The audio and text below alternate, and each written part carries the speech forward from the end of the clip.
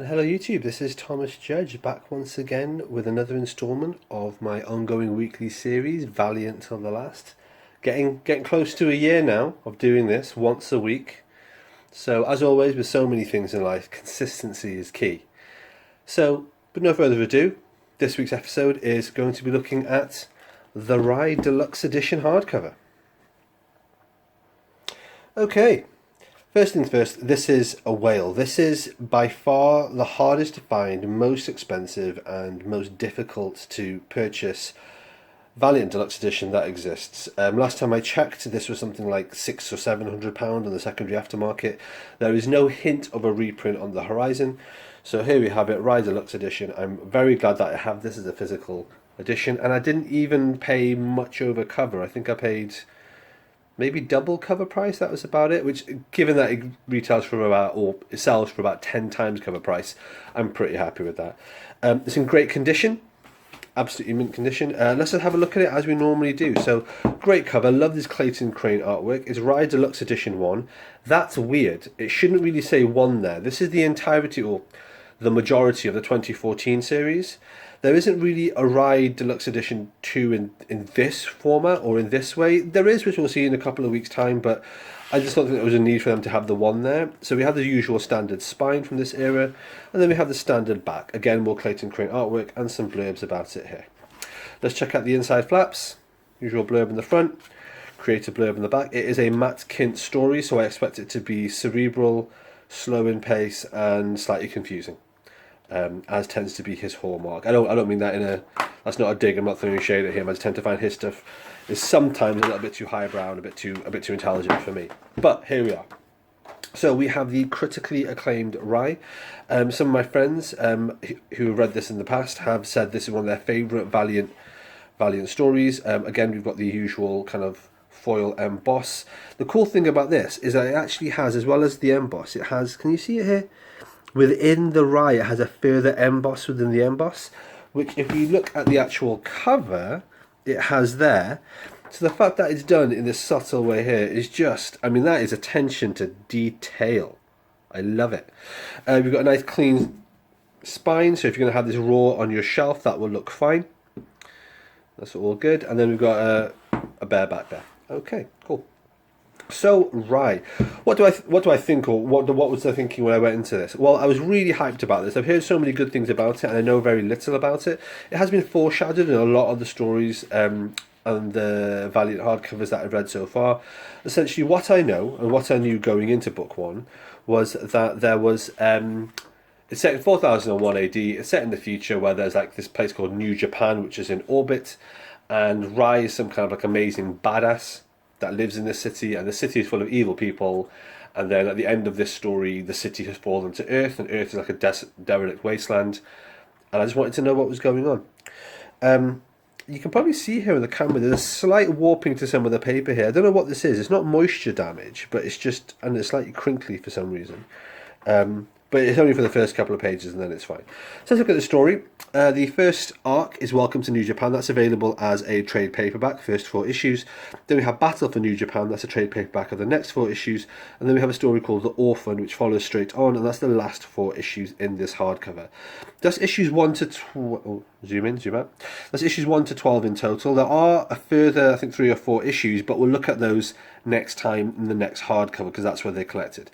Then there's also some extras from what they call the Rye Plus editions. Apparently that is Rye Plus number 1 and Rye Plus number 5. And then we've got the usual gallery stuff, which I'll talk you through.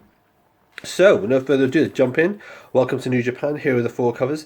The single issues had these quite distinctive covers with the white sides and then the artwork and stuff, which I think is quite cool. I always like these kind of distinctive, very stylized decisions. Whether or not I agree with them isn't really the point. It's always nice to see that creators have got a very clear vision of what they want.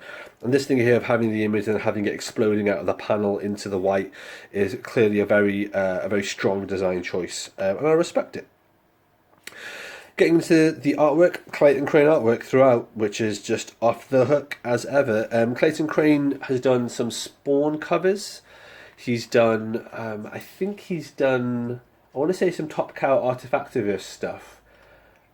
But in that sense, he's reasonably similar, I think, to Stephen Sajic's work. What else has he done? He did Marvel X-Force from the Kyle and Yost era, which was really cool. His artwork really worked there. And I think he's done some Carnage stuff for Marvel from like the 2010s. But yeah, awesome artwork. What's the storyline? The storyline is pretty much kind of what I expected. It's set in 4001 AD. You've got Rai as like the ultimate kind of bodyguard. Now, the interesting thing is when you look at Rai, when you look at Rai's design, it's not dissimilar, I guess, to Bloodshot. Except instead of having the red bloodshot on his chest, it's actually a sigil of the rising sun, as you can see here, in keeping with the whole New Japan thing. I don't want to get into the storyline of this too much, other than it's a good storyline, it's a clever storyline. I think the integral thing, look at that artwork. That needs to be a poster, that needs to be a display. If you follow my channel, you know that I rave about the display website and how good it is. That should be on there, that'd be amazing. What was I saying? I'm not going to give any spoilers away. What I will say is this, is that to read 4001 AD is to read a story, sorry, 4001 AD, to read Rai, which is set in 4001 AD, is to read a story that is deeply intertwined with the Valiant universe on every level. Like, we have stuff here about the Eternal Warrior, we have these very clever mentions of live wire, but not mentioning Harbinger is just the live wire concept. Obviously, Bloodshot is deeply, Rai is deeply evocative of Bloodshot. That's why I just got them both mixed up. But also, there's clearly a lot we don't know about what's happened in the intervening 2,000 years. There's stuff here about, like I say, the Eternal Warrior, the Geomancer. There's lots of hints and ideas and portents. It's really intriguing in terms of all the foreshadowing and also all kind of pulling everything together from the existing Valiant universe. If you're not used to Valiant, probably a more accessible, or rather a more famous example would be something like Days of Future Past, the X-Men story, which was an X-Men story set in the future of the X-Men universe. And as a result, it dropped in loads of hints about lots of little bits and pieces that people spent years kind of poring over and kind of working backwards and kind of seeing how it all fit in together. That's what Rai is like. There are so many clever little Easter eggs and references and things happening in the Valiant universe. It's brilliant. It really enriches the Valiant reading experience. That said, I'm not sure I read it in the right place. And that's not to say it's out of continuity reading it here, because it's set in 4001 D. It doesn't really, 4001 AD, it doesn't really fit in with anything else. But what I would say is, I do wonder whether or not I should have read this after reading everything else. Because I've yet to read all the stories and hardcovers to do with Shadow Man and the Dark Side, and I've yet to read all the things to do with Eternal Warrior and Quantum Woody and things like that. So I am wondering that if I read all those, would there be other things in Rai, in this hardcover, that I essentially haven't spotted or don't understand the references to? And I suspect there probably will be. That said, this story works great as a standalone. And by that, I don't just mean here in my reading order. I mean, even if you read no Valiant whatsoever, this story works great as a standalone.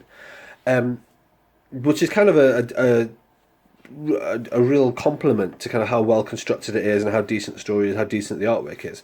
However, that said, I think that reading it with a knowledge and understanding of the Valiant universe only enriches it substantially. And the more that you know of the Valiant universe... Oh, this dude here is an Easter kind of nod to the Vine and the Vine... what's he called? Like Emperor 99 or Assassin 99 or something. The guy from Imperium who's part of Toyo Harada's Strike Force. And again, like, you don't need to know that to appreciate this dude is cool and really dangerous. But once you do realise that, you're like, oh, that's awesome. For example, this guy here, I suspect this person here is like in some way related to Ninjak. But again, if you don't know that, it's fine. The character itself works really well. But the more you know about the Valiant universe, the more you can start to see these things come together. And it's like, oh, actually, this is cleverer than I thought it was. Anyway, so that's the sort of amazing thing about Rai. It both captures, encapsulates, summarizes, and provides like a decent culmination to all the Valiant stories that I've read so far. But at the same time, it works entirely well as a standalone. I appreciate being a little bit vague with these terms, but the truth is I don't want to give you any spoilers. It's a good story, it's well worth reading. Is it worth tracking down at 10 times retail price? I couldn't recommend that to anyone. I mean, that's a couple of mortgage payments right there. So I wouldn't recommend you do that. But definitely check it out in singles and trades. The trades are not hard to find. And yeah, really interesting story. Really helps kind of sort of pull together so many of the narrative threads and has so many interesting Easter eggs and so on about Valiant lore. Like I say, you can read it by itself, but I think that reading it as part of a Valiant read through really enriches the overall Valiant read through. And it ends on a really interesting cliffhanger.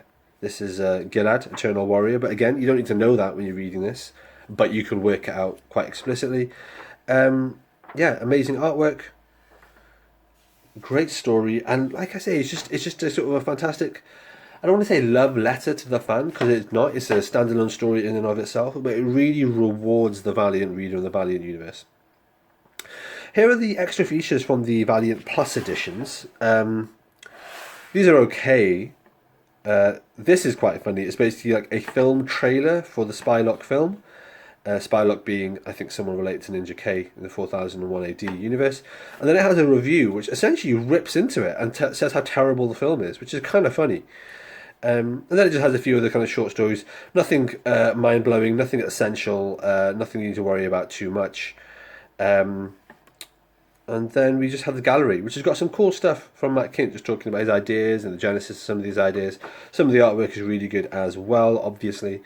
Yeah, and there we have it. It's the usual gallery stuff. DVD style extras et al.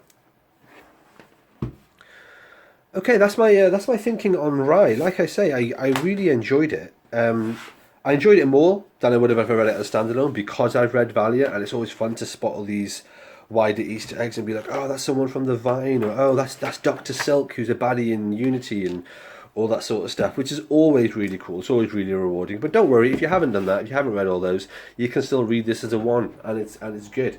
I wouldn't really say it's a one and done. It's just a great deluxe edition to have. But the next issues, so issues 13, 14, I think up to 16, are collected in the next hardcover we're going to be looking at next week. And next week we're going to be looking at the 4001 AD hardcover, which is an event which follows on directly from this. There's no doubt of that in my mind. So that's what we'll be checking out next week. Hopefully that was useful. Hopefully you're not too jealous about the fact that I've got this, given how much of a whale it is. I am very glad that I have it in my collection. It was a lovely read. And I'll catch everyone next week. All right, thanks for watching, everybody. As always, please like, comment, subscribe. As always, please follow me on Twitter at I am Thomas Judge, where I will post a daily review of whatever comics I've been reading. You can get an idea of what I'm up to on the channel. And as always, please support the channel by heading over to Amazon.com and checking out my prose novel about superheroes. It's a completely original piece of work.